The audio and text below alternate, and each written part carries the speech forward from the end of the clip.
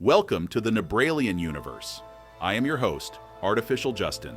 In this side note discussion to the Nebralian Show episode titled The Roman Weapon, Constantine the Great and Christianity, we are focusing on the vision Constantine had shortly before the Battle of Milvian Bridge.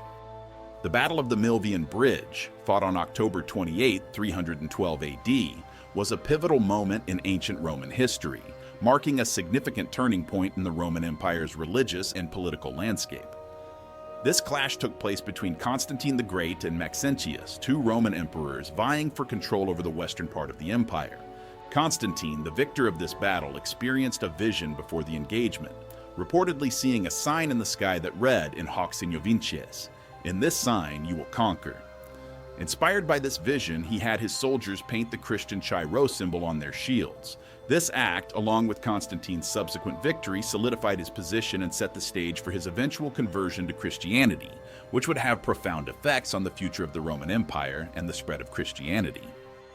The Battle of Milvian Bridge and its aftermath are significant for several reasons. Firstly, it marked the beginning of the end for the Tetrarchy, a system of governance that Diocletian had established to stabilize the empire by dividing it into four parts. Secondly, Constantine's victory led to the Edict of Milan in 313 AD, which granted religious freedom to Christians and ended the centuries-long persecution they had faced.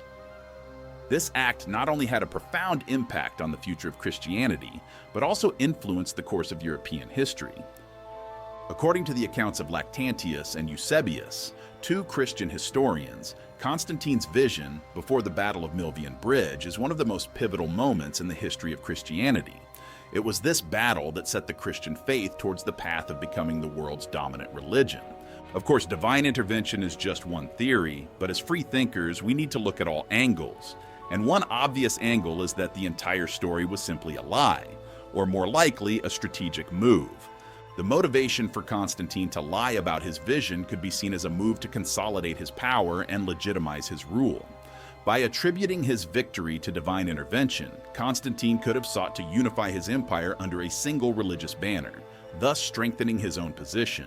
This would have been particularly important in the context of the Roman Empire's political and religious landscape, where the support of various religious factions could greatly influence the stability of a ruler's reign.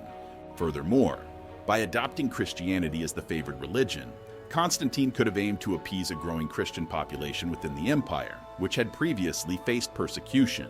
This would have helped to reduce internal tensions and bolster his rule. Additionally, the vision could have been used as a propaganda tool to inspire his troops and instill fear in his enemies, making his military campaigns more successful. As Real Justin discussed in the episode, Constantine was loved by his people. He moved armies to fight for his cause through inspirational motivation. He tapped into a devout group of followers through the Christian faith. Maxentius, however, was a leader embracing the old ways, with an army who had little faith in his ability. It is important to note that these alternative interpretations are speculative and not supported by the majority of historical scholarship. The traditional account of Constantine's vision remains the dominant narrative, and the motivations behind it are seen as genuine by many historians. But if we really want to get weird, and I do, we could look at this another way. What if it wasn't divine intervention, or a lie? What if what Constantine witnessed was extraterrestrial intervention? There are some speculations and theories that diverge from the traditional Christian narrative. For instance, some have suggested that Constantine's vision could be interpreted in the context of extraterrestrial phenomena. This theory, often associated with the ancient astronaut hypothesis, posits that the celestial sign Constantine saw might have been a UFO, or some other unexplained aerial phenomenon. Proponents of this view argue that ancient accounts of divine or supernatural events could be reinterpreted as encounters with advanced extraterrestrial beings. Ever since World War II and the use of nuclear weapons, UFO activity has increased significantly. Even today, we hear stories of UFOs hovering around military bases. A Rand Corporation study found that the rate of UAP, unidentified aerial phenomena sightings, was 1.2 times greater within 18 miles of military operations areas compared to areas beyond that distance. This suggests a significant correlation between military activities and UAP sightings. Moreover, several tweets and posts on social media platforms have shared personal accounts of increased activity and sightings around military bases. For instance, one user reported witnessing more aircraft activity from a military base than they had seen before, noting the presence of large cargo planes flying without lights at night.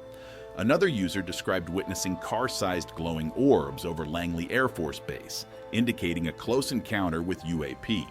These observations, combined with the Pentagon's recent report stating over 800 analyzed UFO sightings in the past 3 years, highlight a growing trend of UAP encounters around military locations. This data not only underscores the frequency increase, but also points to the intriguing connection between UAP phenomena and military operations.